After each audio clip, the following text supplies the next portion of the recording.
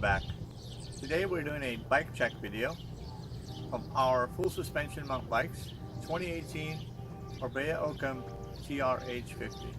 We've owned our bikes for about 2 years now, and since then popped a lot of components out actually on mine due to the fact just the type of trails that we ride at the moment, which is mostly cross country and all mountain.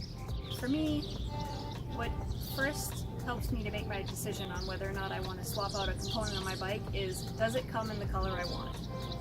So my bike came, it was black on black on black. And I wasn't really happy with that. I wanted some color. The 2018 Orbeas came in either black or look at me orange, and I wasn't really into the orange. Usually color dictates what I'm going to swap out. Then I look at, is it going to improve my riding? But initially, I'm probably not going to swap something out unless it comes in the color I want. And for me, I am all about function. I care about color, but I care more about function and specs. Right, so here they are. Let's talk about each component specifically that we've swapped out. So for me, I like to talk about ground up kind of sort of direction. So I'm going to start with wheels and tires. This bike from factory is a 29er with boost fork and a rear triangle. It came with 29-inch wheels and 2.35 Maxxis tires in the back and 2.5 tires in the front. This is a medium frame and it's alloy. I realized quickly that 29-inch wheels just felt too big and kind of the tires too narrow for this frame size and my riding style.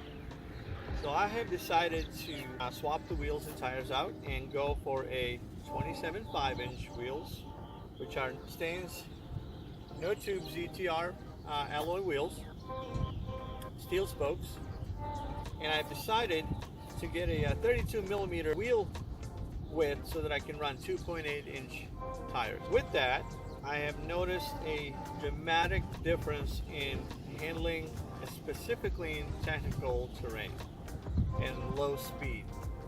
I've gained stability and low speeds and navigating through technical terrain, loose or wet, it really doesn't matter.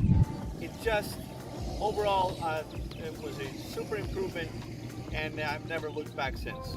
I still have my 29-inch wheels that I'm planning on using in Moab someday. Moving up on to the brake rotors, I have gotten a Shimano Ice Tech rotors, mostly for just better overall stopping power, and they cool off super fast. I'm really happy with those.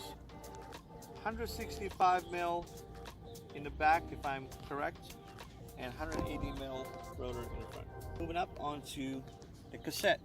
I have decided to swap my factory Cassette that was 11 speed with 40 tooth. I have gotten a Shimano 11 speed 46 tooth. The Cassette is pretty heavy. I'd say it's about 850 grams, but I really am not worried about weight. I just want the durability. Most cogs in this Cassette are actually steel, and they just hold up. This Cassette can pretty much go through anything, so I like it. Since I'm talking about the drivetrain, I might as well move on to front chainring. First, I'd like to point out that this bike came as a 2x11 setup, and I immediately decided to swap that out and convert it to 1x11, which is what most biking folks do. So for the longest time, I ran a 30-tooth chainring in the front by Race Face, and just recently I have decided to try a 32-tooth oval chainring. If some of you are not familiar with oval, I was very intrigued when I first heard about it. Basically, it is designed to provide a couple of things. One, to prevent a chain falling off the chainring, and also it helps with torque overall. I guess the pedals will be next. The crankset is factory. I did not change that out at all. Pedals are flat / clipless type, egg beater type pedals. They're by Crank Brothers. Mallet 3 model. It's a pro bike tool. type drink holder, works well, love it, wouldn't change. On the front wheel here, I got my Rock Shocks, works super well.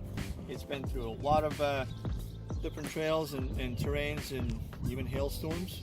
Out in the Yellowstone National Park, actually the whole bike's been through a couple of hailstorms.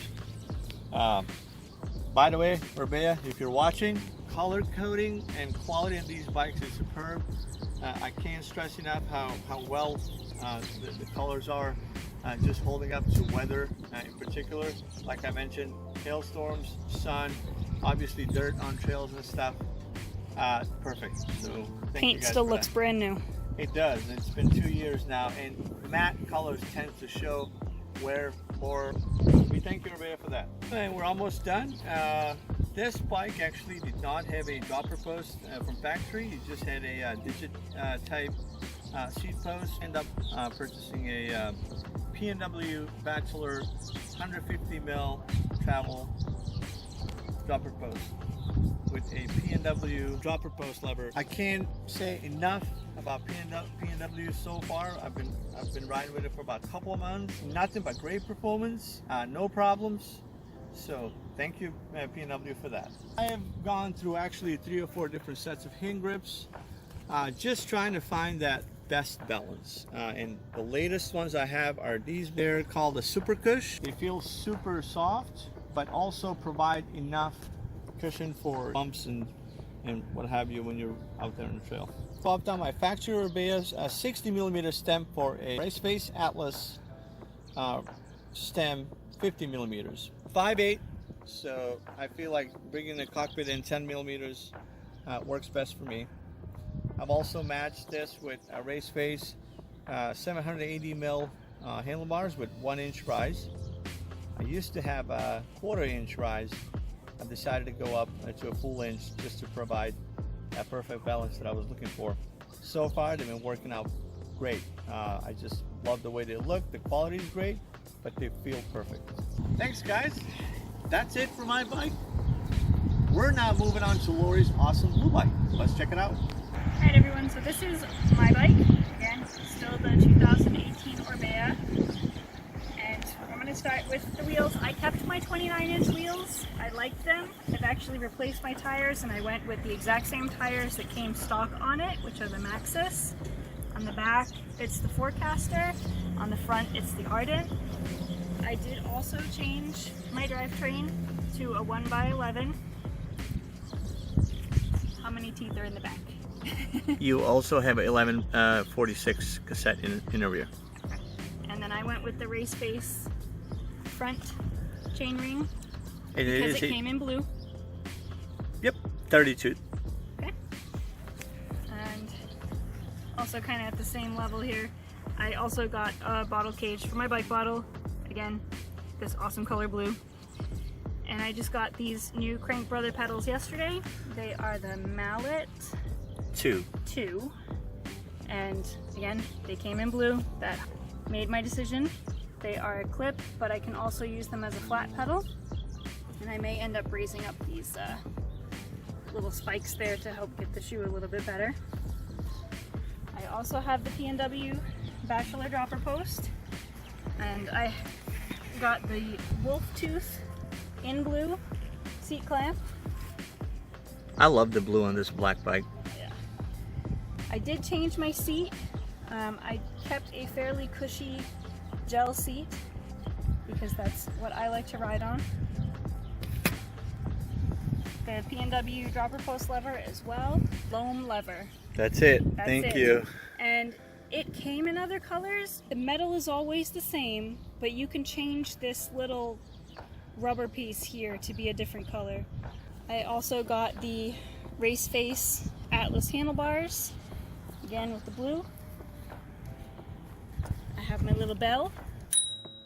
As you can see, it has had a few incidents. It's a nutcase bell. I want nutcase to brand show bell. that. I love that. And this incident, I believe, happened at the Tyler State Park, the video that has a pretty epic crash in it.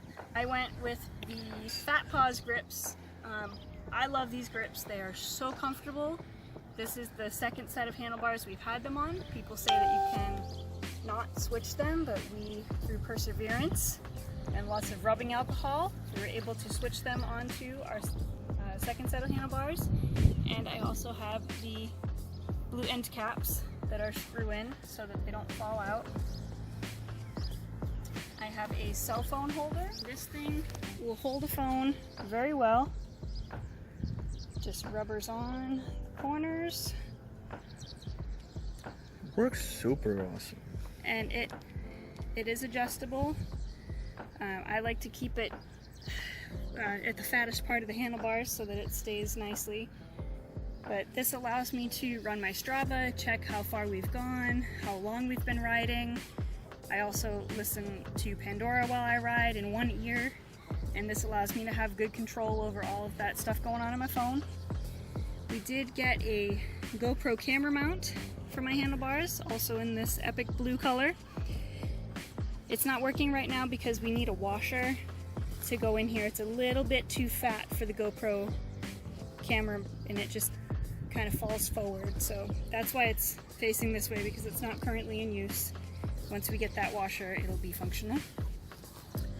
And last but not least, I got a rock guard as well to help from rocks and mud hitting me in the face. It does have some teal on it to help go with the color of the bike. And I do have a spare tire holder. While we're riding local, I just kind of keep it on anyway for the color. And then when we go on a long trip, I can fit a tube in there in case we have a tire go out so badly that it just cannot be repaired on the trail without a tube. I want to thank you guys for taking a look at my bike. Thank you for joining us today for our bike check videos. And we hope that you will check us out again soon. Subscribe.